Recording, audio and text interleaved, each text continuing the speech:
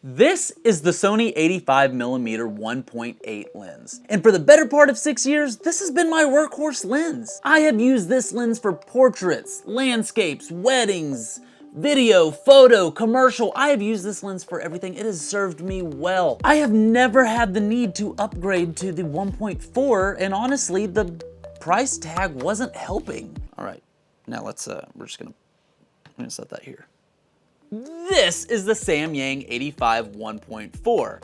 And this is a beefy lens. My buddy Jackson Moore let me borrow this lens for the weekend, and I just so happened to have a wedding to shoot in a low light situation. And I'm trying to find a reason to use the lens, okay? So why not? And if Samyang doesn't sound familiar to you, then maybe you've heard of Rokinon. And if Rokinon doesn't sound familiar to you, it's because these are kind of lesser known lenses, but still popular lenses. They're budget-friendly lenses, I guess we can say.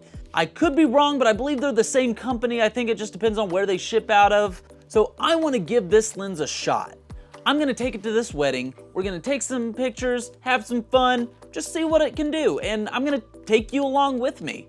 I'm just going to strap a GoPro to my camera to give you the POV, but it's just gonna be quick anyway, so let's go.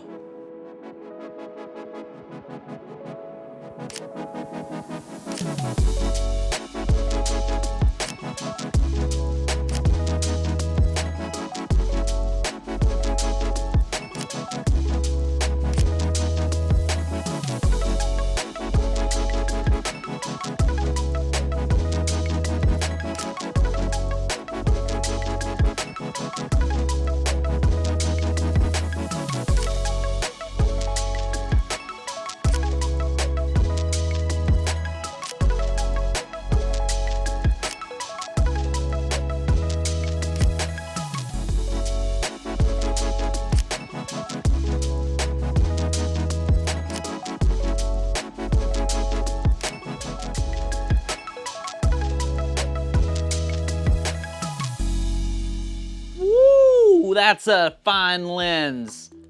And only for $400 or $500 or so, a fraction of the price you would with the Sony lens. Let's talk about it. Let's talk about the good, the bad, the ugly. What's going on with this lens? Samyang? What? Let's get into it. Image-wise, it looks great, okay?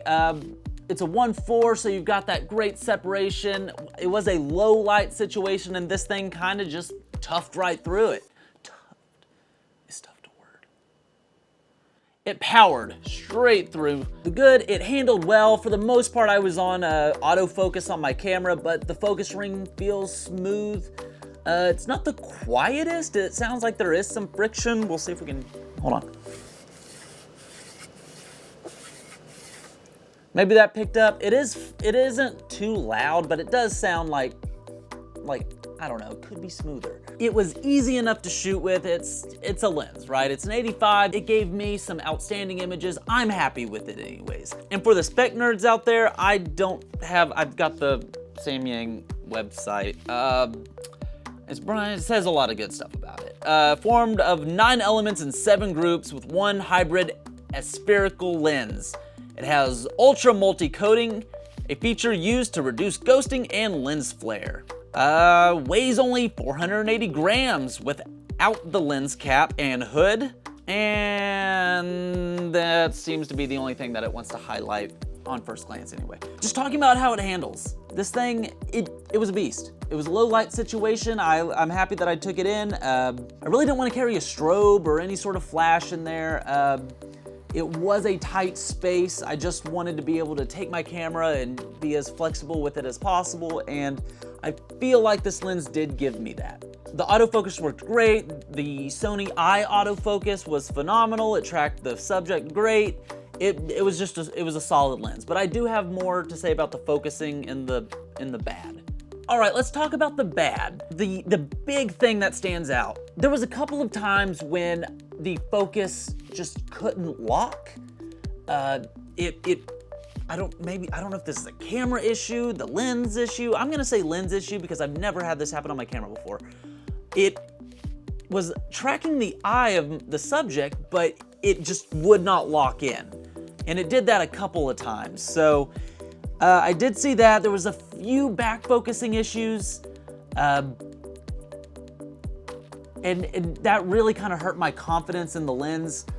There was a few key moments I think that I felt like I wanted to get, and I didn't want to risk it. So I did take the lens off, just so I knew I could confidently get the moments that I wanted.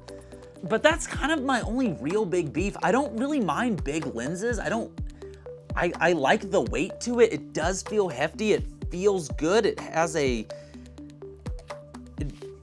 it feels like an aluminum case to it, not plastic. It feels solid. It feels like I could do some damage. If we do compare this, now remember, this is the 1.8 and this is the 1.4. So naturally this is gonna be a little bigger, but if you are upgrading from the 1.8 and going to the 1.4, that could be something you want to take into account. There is no custom buttons on the lens. There is on my 1.8, but that's fine. I really don't need that button. I honestly barely use it, but if you are somebody who looks for that, that is something. There is also not a autofocus manual focus switch on the lens, so keep that in mind. But yeah, man, I think for $479.95, this is a solid piece of glass. I would recommend it to somebody who wants to upgrade to that 1.4. I'm gonna keep mine for now just because I'm not super confident with that focusing issue.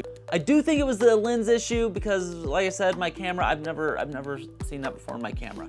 Something to look out for. Once again, thanks Jackson for letting me borrow the lens. Go check him out, Jackson More Photo on Instagram. It's been fun.